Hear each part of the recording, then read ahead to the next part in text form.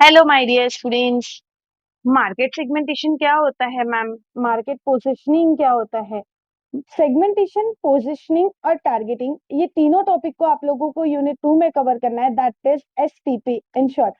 क्या होता है सेगमेंटेशन? छोटे छोटे ग्रुप्स में कस्टमर्स की नीड्स वांट्स को डिवाइड करना, फिर उनको टारगेट करना और फिर उस पर अपनी माइंडसेट बनाना या फिर पोजीशन बनाना कस्टमर्स के माइंड में। यही सारी प्रोसेस होती है सेगमेंटेशन, टारगेटिंग एंड पोजीशनिंग। आज हम लोग इस यूनिट में यही सारी चीजें देखने वाले हैं, that is segmentation, targeting and positioning. Marketing management में आप लोगों के बीबीए सेम 4 का ये यूनिट है। यूनिट 1 में ऑलरेडी कवर करवा चुकी हूँ, प्लीज आप जाके यूनिट 1 पहले देख लीजिएगा। जैसे ही आप लोग यूनिट 1 देख लीजिएंगे उसके बाद आप लोगों का ये यूनिट 2 है। चलो हम लोग यूनिट 2 क्या करते हैं, स्टार्ट करते हैं। मार्केट सेगमेंटेशन क्या होता है? मार्केट सेगमेंटेशन, सेगमेंटेशन का मतलब होता है बच्चा, जब कोई वास्ट लेवल पे, बड़े लेवल पे कस्टमर सिर्फ एक है क्या? नहीं, पूरा मार्केट है, राइट? तो पूरे मार्केट में क्या आप हर टाइप का प्रोडक्ट बना रहे हो क्या?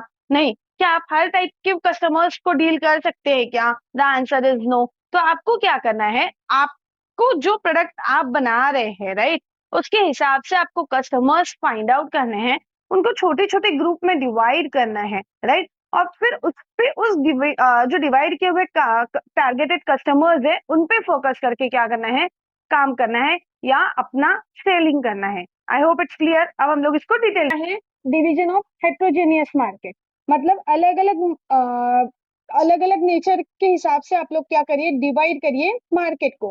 कैसे?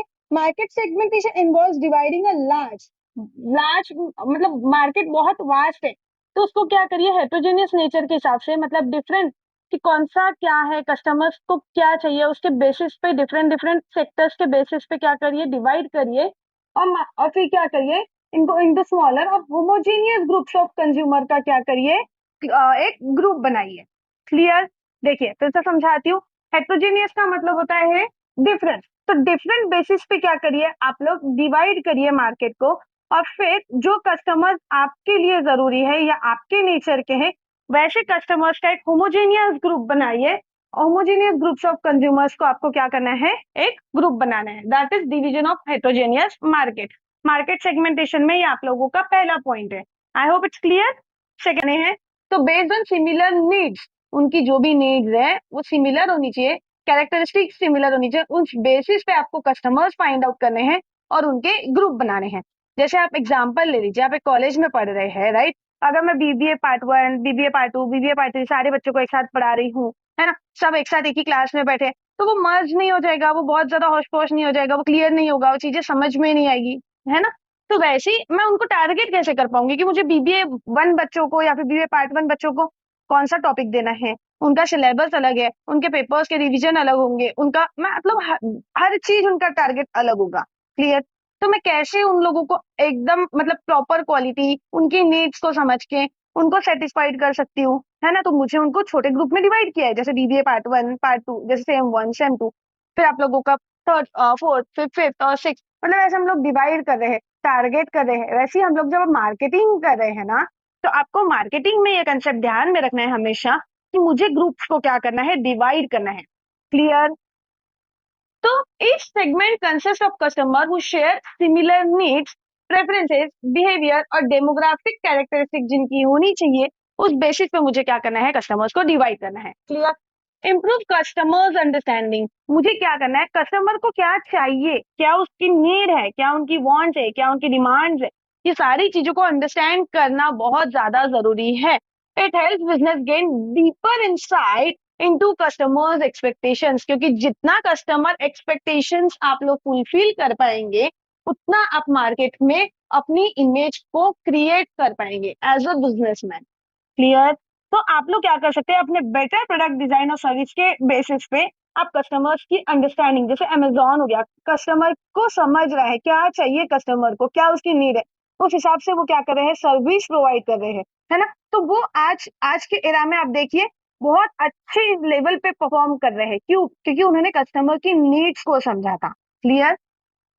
फैसिलिटेट्स टारगेटेड मार्केटिंग, मैंने मैंने अभी आपको बोला कि आप टारगेट करिए, जैसे मैं अगर बेबी प्रोडक्ट बना रही हूँ, ठीक है, तो मैं किस मार्केट को टारगेट करूंगी, यहाँ पे बेबी की सारी चीजें होती है, जैसे इन्फेंट्स हो गए, राइट।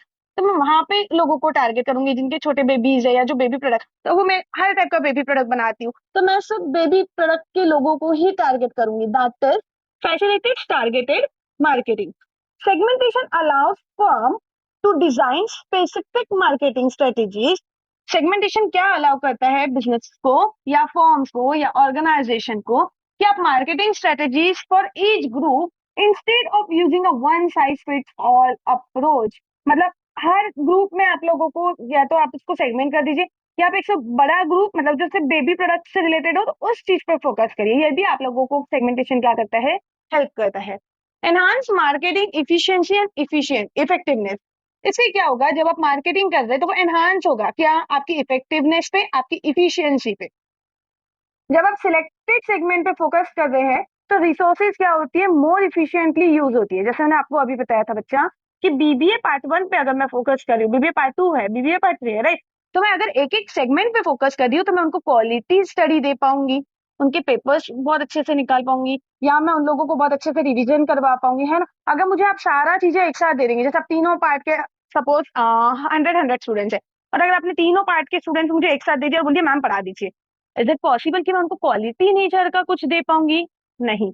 मुझे पहले उनको सेगमेंट, या मैं लेक्चर वाइज उनको क्वालिटी नेचर दूंगी डेफिनेटली, पर मुझे उनको टारगेट करना पड़ेगा कि मुझे बीबीए पार्ट 1 को क्या देना है, बीबीए पार्ट 2 को क्या देना है, बीबीए पार्ट 3 को क्या देना है। उससे क्या होगा, मेरे स्टूडेंट्स भी सेटिस्फाइड रहेंगे और मैं भी सेटिस्फाइड रहूंगी। तो यही आपका सेगमेंटेशन क्या करता है, हेल्प करता है कि इस चीज को एनहांस करने में, इफिशियंसी और इफेक्टिवनेस को। आई होप इट्स क्लियर बच्चा। सेगमेंटेशन मैं इसीलिए अच्छे से समझा रही हूँ, डिटेल में समझा रही हूँ, क्योंकि ये बहुत इंपॉर्टेंट टॉपिक है और आपको बहुत अच्छे से समझना है इस टॉपिक को। क्लियर? इंपॉर्टेंस ऑफ सेगमेंटेशन, क्यों जरूरी है सेगमेंटेशन। देखिए मैंने आपको इसके पहले भी बताए हुए हैं कि जब भी आप कोई टॉपिक पढ़ रहे हैं तो आप खुद से पूछिए ये टॉपिक क्या है, ये टॉपिक का इंपॉर्टेंस क्यों है, ये टॉपिक कहाँ से आया।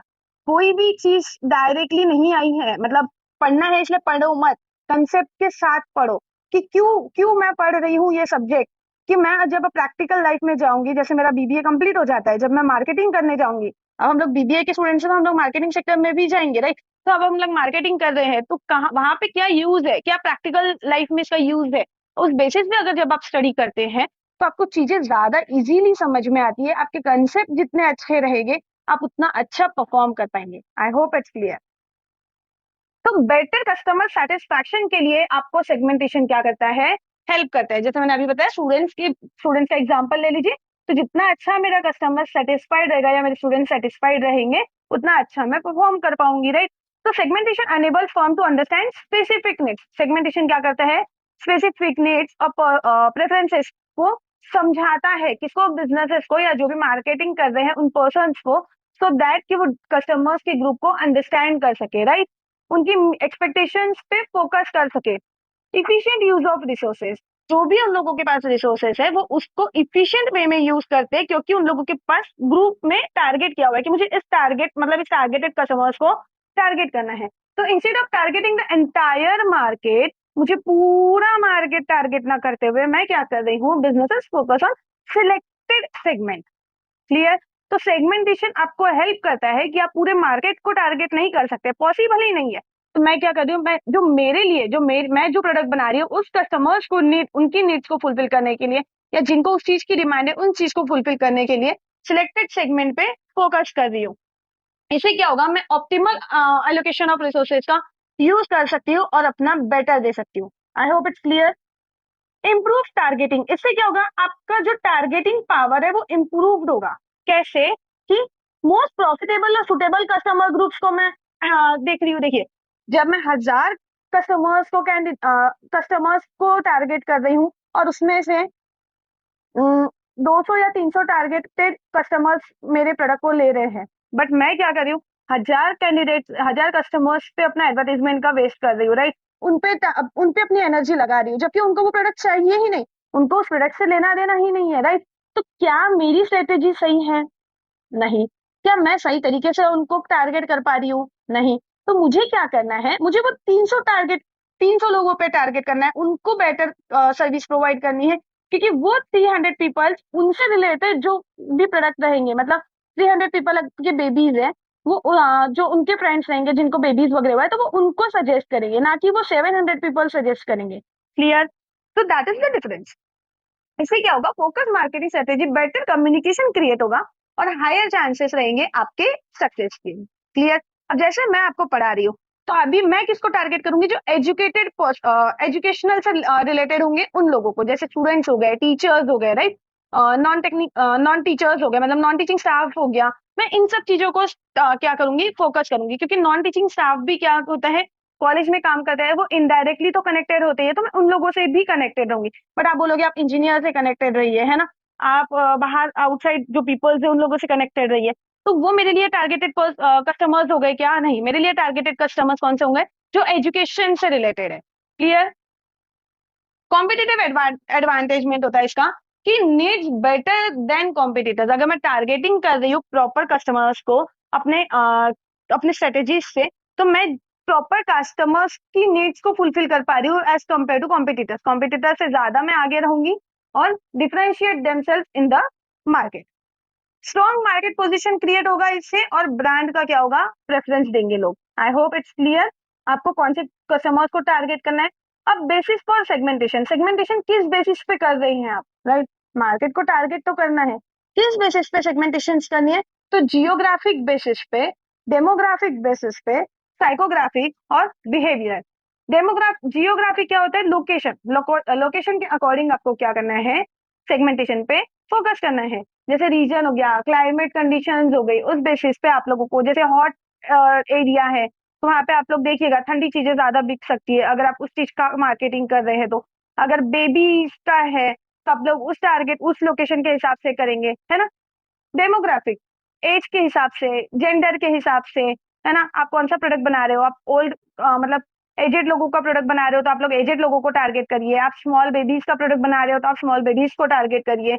अदर पॉपुलेशन फैक्टर्स जो भी रहेंगे उसके बेसिस पे आप लोगों को क्या करना है, दैट इज डेमोग्राफिक। डेमोग्राफिक मतलब एज के हिसाब से, जियोग्राफिक मतलब लोकेशन के हिसाब से, और साइकोग्राफिक मतलब एक पर्सनालिटी होती है कि मैं बहुत अच्छा स्टैंडर्ड मेंटेन करती हूँ अपना, तो क्या मैं 200-300 का कपड़ा पहनूंगी? नहीं, मैं 1000-2000 का कपड़ा पहनूंगी। मतलब मैं हाई लेवल पे मेंटेन करती हूँ तो मैं हाई लेवल के कपड़े पहनूंगी, राइट। तो आप किस बेसिस पे अपना प्रोडक्ट बना रहे हो। आप अगर बहुत अच्छी क्वालिटी का, बहुत महंगा, जैसे आईफोन हो गया, आईफोन रिच लोग खरीदते हैं मैक्स टू मैक्स, तो आईफोन उस वैसे कस्टमर्स को टारगेट करता है। अपना नॉर्मल मोबाइल जो हो गए वो नॉर्मल लोगों को टारगेट करते हैं। तो ऐसे बेसिस पे, मतलब आप कस्टमर किस बेसिस पे कौन सी लाइफस्टाइल जी रहा है, उस बेसिस पे आपको क्या करना है, कस्टमर्स को टारगेट करना है, दैट इज साइकोग्राफिक। और बिहेवियर पे बोला है कि आपका पैटर्न, आपका भी मतलब कस्टमर का बिहेवियर, कस्टमर की लॉयल्टी, इन सब बेसिस पे भी आपको क्या करना है, फोकस करना है, that is segmentation. Market targeting, market targeting क्या होता है कि अभी तो हमने क्या पढ़ा है, सेगमेंटेशन। पहले मैंने क्या किया, ग्रुप्स में कस्टमर्स को डिवाइड कर दिया। क्लियर?